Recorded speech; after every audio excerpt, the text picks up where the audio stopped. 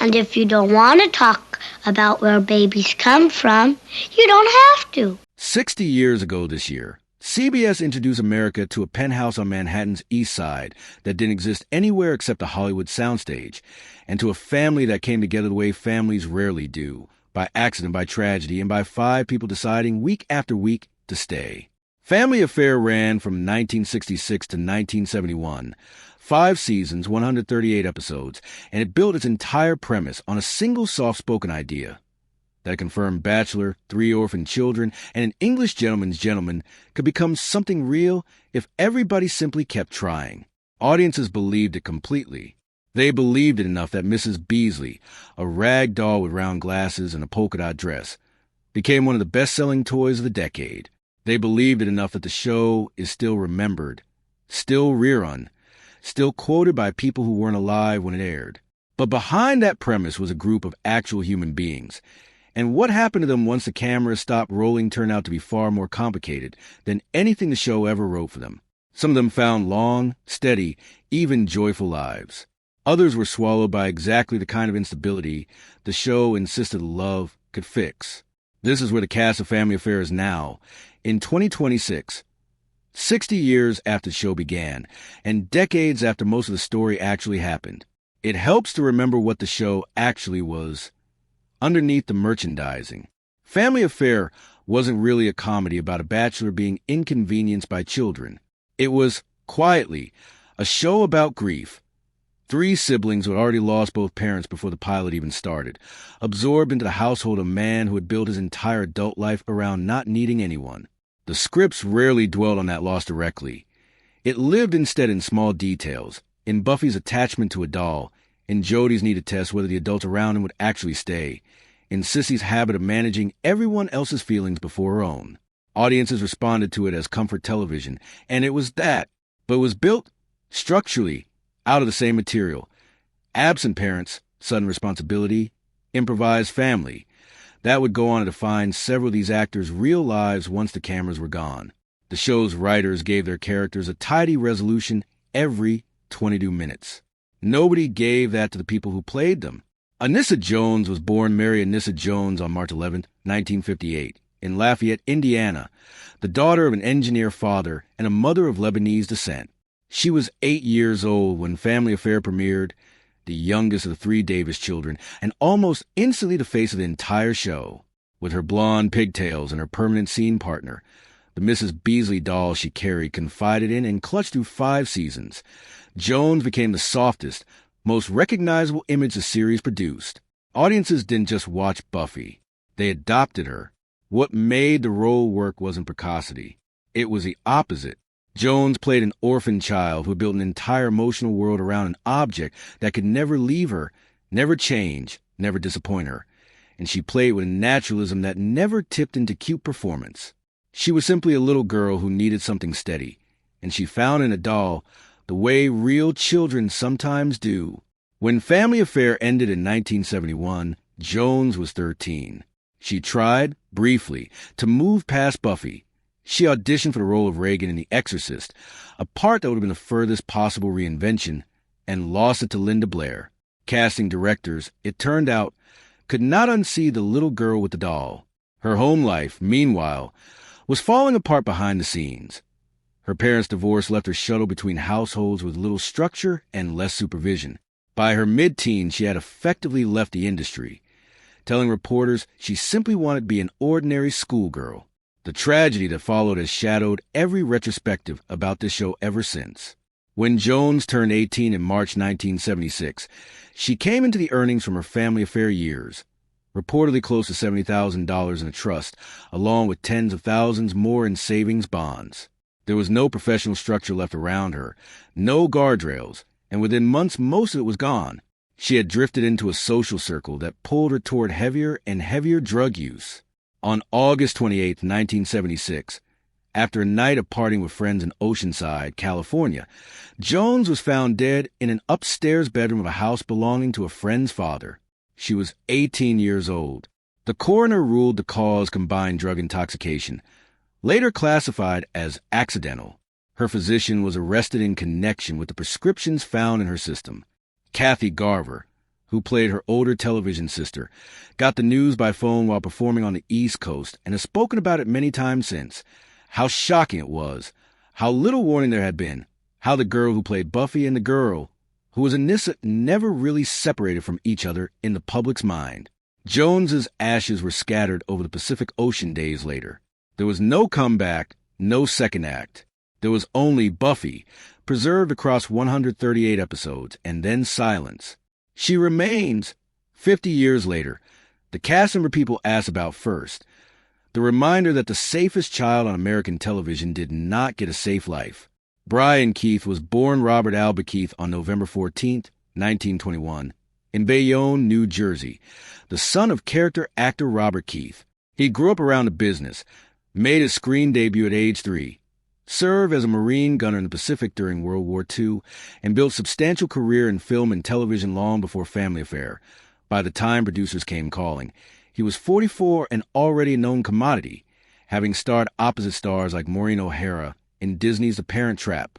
The role of Uncle Bill was actually offered first to Glenn Ford, who turned it down. Keith took it, and, unusually for a television actor that era, negotiated a partial ownership stake in production, a detail that placed him in a fundamentally different financial and creative relationship to the show than any of his younger castmates. It shows in the character. Uncle Bill was never written as an instantly warm television father. He was a confirmed bachelor engineer, set in his ways, suddenly handed 3 children he never asked for, and what made performance work was that Keith refused to smooth that over. His Bill Davis didn't transform overnight into the perfect parent. He became, gradually and visibly, a man learning what it meant to be needed by people he hadn't chosen, which is a far more honest performance than the premise strictly required. Off camera, castmates including Kathy Garver have described him as warm and unusually attentive to the children, both during filming and after. Because of his ongoing film career, production scheduled Family Affair in concentrated 60-day blocks to work around his other commitments, itself a sign of how much leverage he carried on the show. He earned 3 Emmy nominations for the role and never won. Keith kept working steadily through the 1980s and into the 1990s, taking supporting parts on shows like Walker, Texas Ranger, and Touched by an Angel. But 1997 brought a collapse on every front at once. Early that year, he was diagnosed with emphysema and terminal lung cancer, despite having quit smoking a decade earlier. He was also dealing with serious financial setbacks. Then, in April 1997, his 27-year-old daughter Daisy, an actress in her own right, from his marriage to Victoria Young, died by suicide in her Hollywood Hills home. Those close to him said the loss was the blow he could not recover from. Weeks later, on June 24, 1997, Brian Keith died by suicide at his home in Malibu. He was 75. He is interred at Westwood Village Memorial Park, directly above his daughter. The man who spent 5 seasons playing television's steadiest guardian did not get a steady final year. It wasn't a contradiction so much as a demonstration of what terminal illness and grief, together, can do to anyone, regardless of what role they once played on television. Kathy Garver later spoke at his Hollywood Walk of Fame tribute about what he had meant to the cast during and after the show.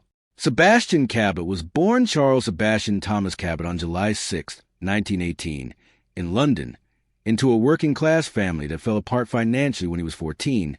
He left school that year and never returned, working instead as a garage hand, a chauffeur, and briefly a chef before an actor he drove for introduced him to the theater.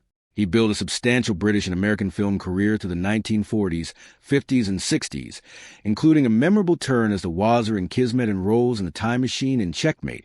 And by the time Family Affair began, he was 48 and already a recognizable character actor, initially hesitant about a role he thought beneath him before the salary changed his mind. What Cabot understood immediately was that Mr. French required contrast, not comedy. He wasn't playing the bumbling butler for laughs. He played a man of genuine formality and dignity who was continually asked, episode after episode, to set that dignity aside for 3 children who needed him more than they needed his decorum. And every time he did it, there was something in his performance that looked, if you paid attention, like relief rather than sacrifice. Kathy Garver has said the contrast between Cabot's precision and Brian Keith's rougher warmth was a large part of what made the show work at all. Midway through the run, Cabot fell seriously ill and had to take a leave of absence, rather than write the character out. The show explained his absence as a summons home to England and brought in veteran actor John Williams to play Mr. French's brother, Niles, until Cabot was well enough to return. He appeared in 130 of the show's 138 episodes. Cabot's voice may be even more widely known than his face. He was Disney's narrator and Sir Ector in The Sword and the Stone, the voice of Bagheera in The Jungle Book, and the narrator across the early Winnie the Pooh featurettes, a body of voice work that introduced him to generations of children who never watched Family Affair at all. After the show ended, he played Kris Kringle in a 1973 television remake of Miracle on 34th Street, shaving his signature beard for the role. He had already survived one stroke in 1974 when a second one struck at his home near Victoria, British Columbia, on August 23, 1977. He was taken to hospital and died there. He was 59. He was survived by his wife Kathleen, whom he had married in 1940, and their 3 children. Mr. French was never a trapped-away Buffy's doll, or Jodie's money became one. Cabot built an entire second career around his voice alone, and by the time he died, he had already outgrown the part that made him famous, even as it remained the one people loved him for most. Johnny Whitaker was born John Orson Whitaker Jr. on December 13, 1959, in Van Nuys, California, one of 8 children. He began performing in television commercials at age 3 and made his acting debut in the soap opera General Hospital before landing a role in 1960 Essex's The Russians Are Coming. The Russians Are Coming, a film that also starred Brian Keith, who then personally recommended The 6-Year-Old for Family Affair. Whitaker was the only 6-year-old to audition for a role originally written for a 10-year-old. When producers saw him alongside Anissa Jones, they liked the pairing enough to rewrite the 2 characters as twins. Jodie Davis became the show's emotional hinge. The small, freckled, red-haired boy who could carry a comic scene in one moment and a quietly devastating one in the next. Whitaker brought an instinctive, unforced naturalism to the role that most child actors never find. He wasn't performing Jodie so much as simply being a 6-7 8-year-old boy on camera for 5 years running. After the show ended, Whitaker kept working through the 1970s. Disney features like Snowball Express and Napoleon and Samantha, and a title role in a 1973 musical adaptation of Tom Sawyer, in which he gave co-star Jodie Foster her first on-screen kiss. He eventually left acting behind, returned to finish high school, attended college, and served an LDS mission in Portugal. Like his on-screen twin, Whitaker discovered as an adult that the money he had earned as a child was not waiting for him the way it should have been. Kathy Garver has said plainly that when the show's young cast members came of age, the earnings that should have been protected simply weren't, a common and largely unregulated failure of the industry before modern child actor protection laws existed. But Whitaker's harder years came later than is often assumed. His marriage ended in 1988, and in the aftermath he faced a second devastating loss. A girlfriend, pregnant with his child, died by suicide. Whitaker has said openly that this combination of grief made it easy to turn to alcohol and drugs, and he spent roughly a decade in that struggle before his family staged an intervention and gave him an ultimatum. He got sober in 1998 and has remained so since. He turned the experience into a second career, becoming a certified addiction counselor, founding a nonprofit called Paso por Paso to help Spanish-speaking addicts reach recovery, and spending 2 decades running 12-step meetings inside a California state prison. He appeared in a 2002 Family Affair reunion special and has spoken publicly and repeatedly about his path back. In 2026, he is 66 years old, still working as a substance abuse counselor and advocate, still occasionally acting, and by his own account still trying to give other people the kind of hope nobody handed him in the years right after the cameras stopped. Kathy Garver was born Kathleen Marie Garver on December 13, 1945, in Long Beach, California. She was already a trained, working actress by the time Family Affair began, cast as a child by Cecil B. DeMille and steadily employed through the early 1960s, and she was 20 when the show premiered, old enough to play a teenager convincingly while carrying real professional experience the younger cast members didn't have. She stepped into the role at the last minute after the originally cast actress became unavailable during production of the pilot. What Garver gave the show was its emotional ballast. Sissy Davis wasn't a character on the lunchboxes, and she wasn't the one with a merchandising empire built around her. She was the eldest sibling holding herself together, while helping hold Buffy and Jody together too, inside a household run by an uncle who had never planned on being anyone's father. Garver played that responsibility with a quiet intelligence that made the sacrifice legible rather than sentimental. She wasn't performing maturity so much as demonstrating it, scene after scene, for 5 years. While her younger castmates were struggling, the vanished earnings, the addiction, the grief, Garver built a kind of career the industry rarely extends to former child stars, a genuine second act and a third and a fourth.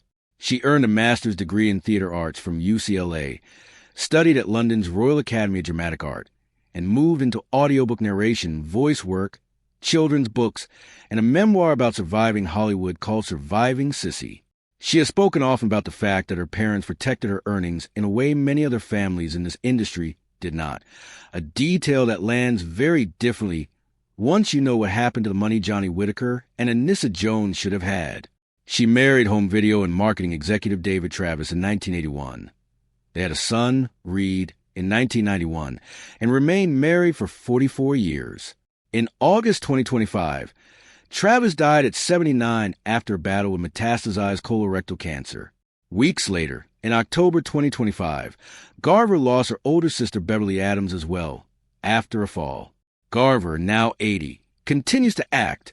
She appeared in the 2024 film Christmas Romance at the Roanoke Ranch, and remains the most active public keeper of the show's history, giving interviews, attending conventions, and speaking candidly about both the show's legacy and its costs. Of the entire original cast, she is the one who most completely turned survival into authorship. Heather Angel was born on February 9, 1909, in Oxford, England, the daughter of a chemistry don at Christ Church who was killed in the 1917 Silvertown explosion when she was a child. She built a long career in British and American film beginning in the early 1930s. She was tested for the role of Melanie in Gone with the Wind before it went Olivia de Havilland, and appeared in 3 Best Picture nominees, The Informer, Kitty Foyle, and Suspicion. By the time she joined Family Affair as Miss Faversham, a companion figure orbiting Mr. French's